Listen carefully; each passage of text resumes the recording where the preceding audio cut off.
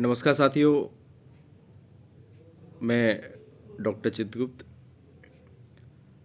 बहुत दिनों बाद मन हुआ आप लोगों से बात करूं।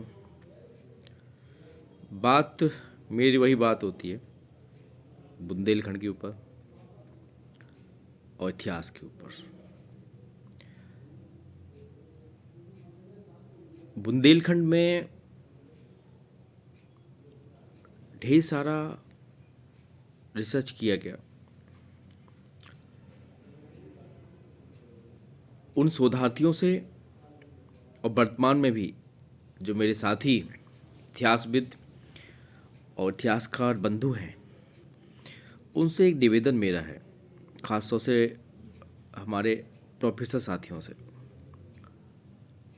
वो अपने रिसर्च स्कॉलर को जब वो विषय आपसे पूछें, या शोधार्थियों से भी बात करना चाहता हूँ इस पर, आप अपना जो विषय चुने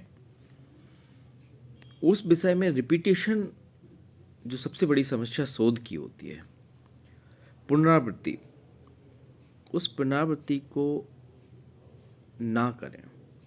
क्योंकि शोध गंगा में भी आप देखो या अन्य उस पर देखिए, एक ही यूनिवर्सिटी से या अन्य यूनिवर्सिटियों से एक विषय को घुमा फिरा कर उसी पर बार बार शोध होता है। और उससे समस्या ये आती है कि सच्चाई है कि ढेर सारा तो पीएचडी हो गई बुंदेलखंड के ऊपर, सैकड़ों की संख्या में, और सारी पीएचडीज को या उनको उठाकर देखो तो पुनरावृत्ति उस विषयों की ज़्यादा हो रही है। तो बहुत से विषय हैं जिनको आप ले सकते हो, बस थोड़ा सा मेहनत करनी है। शोधार्थियों से मैं एक बात कहना चाहता हूँ कि पीएचडी जब आप करते हो तो ये आपके पूरे जीवन के लिए बहुत महत्वपूर्ण चीज़ है। पीएचडी आपका विषय वो विषय होता है, यानी आप कल के दिन प्रोफेसर भी बन जाओगे और रिटायर्ड भी होगे। रिटायरमेंट के बाद भी जब किसी से मिलोगे तो आपसे पहले ये पूछेगा आपका पीएचडी का टॉपिक क्या था, है ना। आप शोध भी करते हो, किसी को बताते होगे कि मैं पीएचडी कर रहा हूँ, तो वो आपसे यही पहला प्रश्न ये होता है कि आपका शोध विषय क्या है। तो शोध विषय थोड़ा सा 2-3 साल, 4 साल, 3 साल तो कम से कम लगते ही है। उन 3 सालों में आप विषय ऐसा चुनो जो कुछ नवीनता लिए हो। बहुत से क्षेत्र हैं बुंदेलखंड पे जहाँ पे आप रिसर्च कर सकते हो। जितने ज़िले हैं, उन ज़िलों के जो गांव हैं, उन ज़िलों के कस्बे हैं, हर कस्बे पे एक पीएचडी, 2 पीएचडी, 3 पीएचडियाँ हो सकती हैं।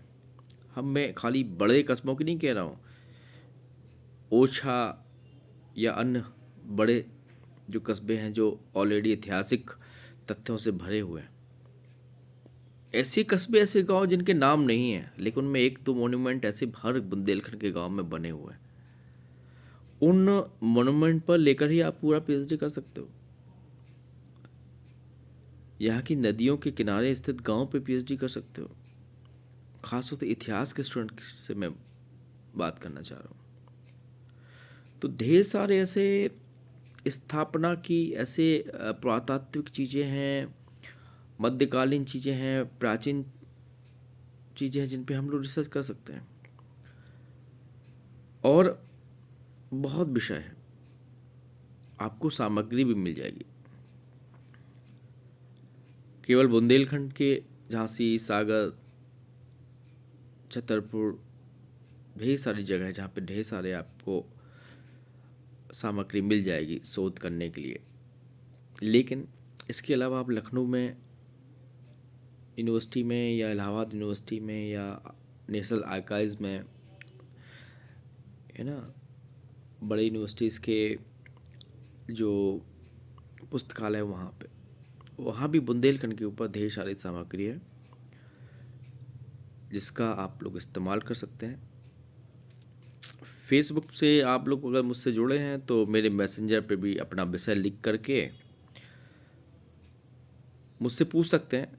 मैं अगर इस लायक हूँगा आपको बताने लायक, तो मैं बिल्कुल बताऊंगा आपको। सामग्री अगर मेरे पास होगी तो उपलब्ध कराने की कोशिश भी करूंगा।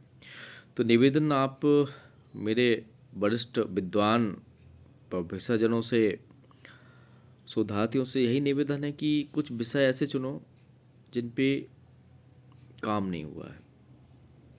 ढेर सारे विषय हैं, उन विषयों पे हर बिंदु पे, बुंदेलखंड के एक एक हिस्से पे रिसर्च हो, शोध हो, कुछ नवीनताएं,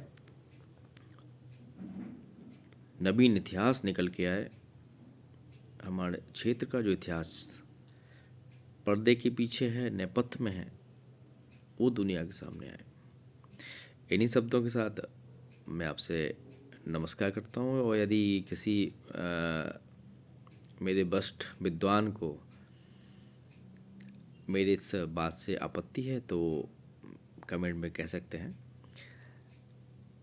बहुत बहुत धन्यवाद। सभी शोधार्थियों को शुभकामनाएं। अपने शोध को निरंतर नवीनता और शोध की सभी जितने भी विधियां हैं उनका पालन करते हुए आप लोग बुंदेलखंड के ऊपर अच्छे से अच्छा शोध करें। धन्यवाद।